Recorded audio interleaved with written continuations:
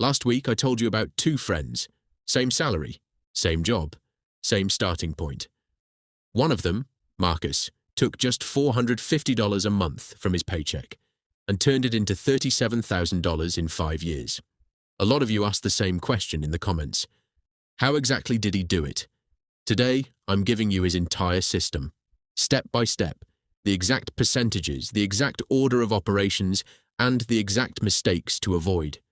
By the end of this video, you'll be able to set this up for yourself in under 30 minutes, no matter what you earn. Let's get into it. Before we get to the system, let's talk about why most budgets fail in the first place. Most people try to budget by tracking every single coffee, every snack, every small purchase. It feels productive, but within 3 weeks, almost everyone quits. Why? Because tracking takes willpower, and willpower runs out. Marcus didn't rely on willpower. He relied on automation. He built a system once and let it run in the background every single month without having to think about it. That's the secret. Not discipline, structure. So here's exactly how he built it. Step 1. Know your real take-home number, not your salary, your take-home pay, after taxes, after deductions. This is the only number that actually matters. For Marcus, his salary was $45,000 a year. After taxes, that came out to roughly $3,100 a month. Most people skip this step. They budget based on their gross salary and then wonder why there's never enough money. Always start with what actually lands in your account. Open your bank app right now, look at your last paycheck and write that number down. That's your starting point for everything else. Step 2. The 3-bucket split. This is the core of Marcus's entire system. Every dollar of income gets divided into 3 buckets the moment it arrives. Bucket 1. Fixed costs, about 50%. This covers rent, utilities, insurance, groceries, and any debt payments. For Marcus, this was around $1,550 a month. These are the bills that don't change much from month to month. Bucket 2. Savings and investments, about 20 to 25%. This is the bucket most people get wrong because they treat it as optional, whatever's left over at the end of the month. Marcus flipped that completely. This bucket got paid first, automatically, on payday. For him, that was $450 to $650 a month, depending on the year. Bucket 3. Lifestyle and flexible spending, about 25 to 30%.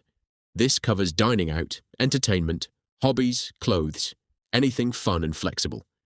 This is where you're allowed to enjoy your money guilt-free because the important stuff is already handled. The order matters more than the amounts. Fixed costs are paid. Savings come out immediately after. Whatever remains is yours to enjoy without guilt. Step 3. Automate everything. This is the single biggest difference between people who save consistently and people who mean to save but never do. Marcus set up an automatic transfer from his checking account to a separate savings and investment account, scheduled for the same day his paycheck landed. Not 3 days later. Not whenever I remember. The same day. Why does this matter so much? Because money you never see is money you never miss. If the cash sits in your main account first, your brain finds a way to spend it. If it's gone before you even look at your balance, you adapt around it automatically. Set this up once. One transfer, one automation, and you never have to rely on willpower again. Step 4.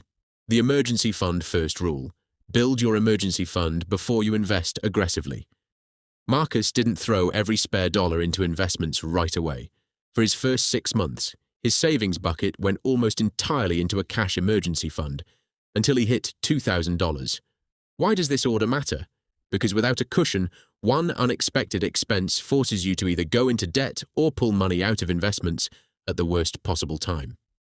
Once that $2,000 cushion was in place, he redirected new savings toward his investment account instead, and let the emergency fund grow slowly in the background.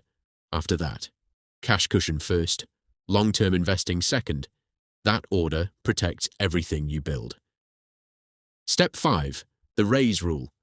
This is the rule that separates people who build wealth from people who feel stuck, no matter how much they earn. Every time your income goes up, whether it's a raise, a bonus, or a new job, split the increase 50-50.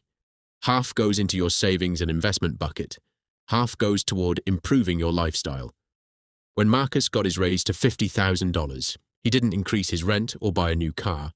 He increased his investment contribution from $450 to $650 a month and used the rest to enjoy a bit more flexibility in his life. This single rule is why his wealth kept growing every year instead of staying flat while his spending crept upward.